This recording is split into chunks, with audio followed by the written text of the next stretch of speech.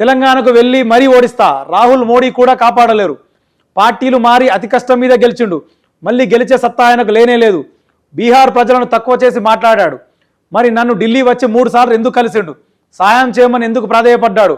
Times now ఇంటర్వ్యూలో Prashanth Kishore. CM Revanth రెడ్డికి ఎన్నికల వ్యూహకర్త జన స్వరాజ్ పార్టీ వ్యవస్థాపక అధ్యక్షుడు ప్రశాంత్ కిషోర్ గట్టిగా వార్నింగ్ ఇచ్చాడు. రానున్న అసెంబ్లీ ఎన్నికల్లో రేవంత్ను ఓడించి తీరుతానని శపథం చేశాడు. తెలంగాణలో పర్యటించి మరీ ఆయనను ఓడిస్తానని, రాహుల్ గాంధీ నరేంద్ర మోడీ కూడా తన ఓటమిని ఆపలేరంటూ సవాల్ చేశారు. బీహార్ ప్రజలను చులకనగా చూసిన ఆయనకు బీహారీ అంటే ఏంటో చూపిస్తామని ఓ నేషనల్ ఛానల్ ఇంటర్వ్యూలో హెచ్చరించారు. ఈ న్యూస్ వచ్చేసి రేవంత్ రెడ్డి ఓటమి ఖాయమని చెప్పేసి ప్రశాంత్ కిషోర్. దాదాపుగా ఎలక్షన్స్ భారతదేశం మొత్తంలో ఎలక్షన్స్ అడావిడి మొదలైందంటే మొట్టమొదటగా మనకు వినబడే పేరు ప్రశాంత్ కిషోర్. అప్పటి నుంచి కూడా 2014 నుంచి కూడా ఆయన ఒక ఎలక్షన్స్కి సంబంధించిన ఒక వ్యూహకర్త అయిన రేవంత్ రెడ్డి గారు గెలవడానికి కూడా ఆయన ఒక కారణమని మనం చెప్పుకోవచ్చు. ఆ టైంలో సోషల్ మీడియా నుంచి మొదలు పెడితే ప్రతి ఒక్కటి మేనేజ్ చేయడమే కానీ ఎన్నికలకు సంబంధించిన దాంట్లో ఒక వ్యూహం చేయగలుగుతాడు, అంటే ఒక స్కెచ్ చేయగలుగుతాడు కంప్లీట్గా.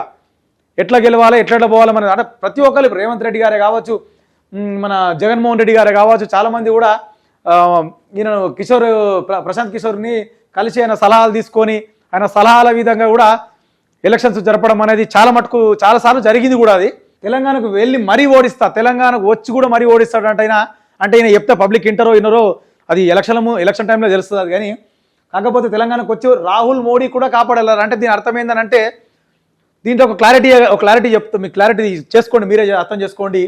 రాహుల్ మోడీ కూడా కాపాడలేరు అని నేను మాట్లాడుతుండంటే రేవంత్ రెడ్డి గారు ఎలక్షన్స్ ముందు ప్రశాంత్ కిషోర్ తోటి భేటీ అయినారు, ఆయన చెప్తూ ఢిల్లీకి వచ్చి 3 సార్లు నన్ను కలిసిరు అని చెప్పేసి.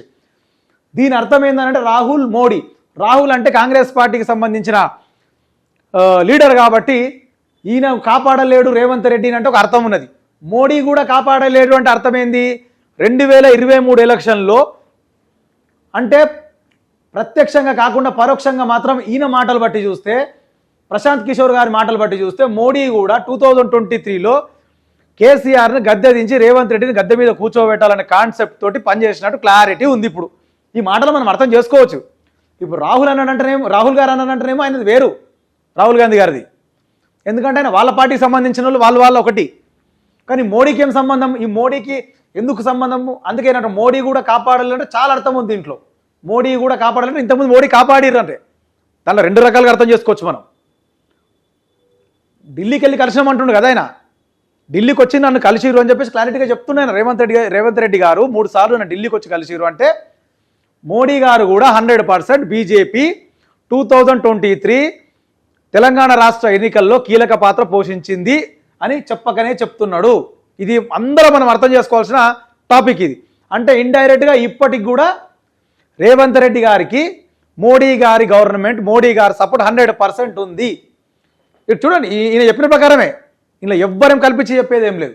తెలంగాణలో రేవంత్ రెడ్డికి మళ్ళీ గెలిచే సత్తా లేదు, ఆయన పార్టీలు మారి అతి కష్టం మీద గెలిచిండు, మళ్ళీ గెలిచే సత్తా కూడా లేదట. పార్టీలు మారి అతి కష్టం మీద గెలిచిండు అని చెప్పేసి ఎవరైతే రేవంత్ రెడ్డి గారిని గెలిపించారో ఆయన్నే మాట్లాడుతుంది. ఇప్పుడు అవసరమైతే నేను తెలంగాణలో పర్యటించి రేవంత్ను ఓడిస్తానని ఎన్నికల వ్యూహకర్త ప్రశాంత్ కిషోర్ సంచలన వ్యాఖ్యలు చేశారు.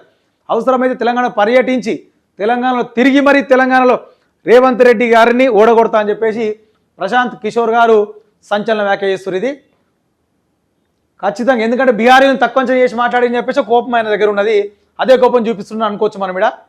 ఇక రానున్న అసెంబ్లీ ఎలక్షన్స్ అన్ని ఇంకా 3 ఏళ్ళ టైం ఉంది. అది ఒకవేళ ప్రశాంత్ కిషోర్ గారు చెప్తే తెలంగాణ పబ్లిక్ ఇనరో అంత పొజిషన్ ఉన్నదో లేదో అనేది మనం ముందు చూసుకోవచ్చు. అది కూడా సరే, అసెంబ్లీ ఎలక్షన్స్ దాకా ఎందుకు పోయిండు ప్రశాంత్ కిషోర్ గారు, కానీ ఇప్పుడు జరిగే స్థానిక సంస్థల ఎలక్షన్స్లో పొజిషన్ ఎందుకు ఒకసారైనా చెప్తే సరిపోతుంది. ఆ విషయం మీద షేర్ చేయండి, లైక్ చేయండి, సబ్స్క్రైబ్ చేయండి.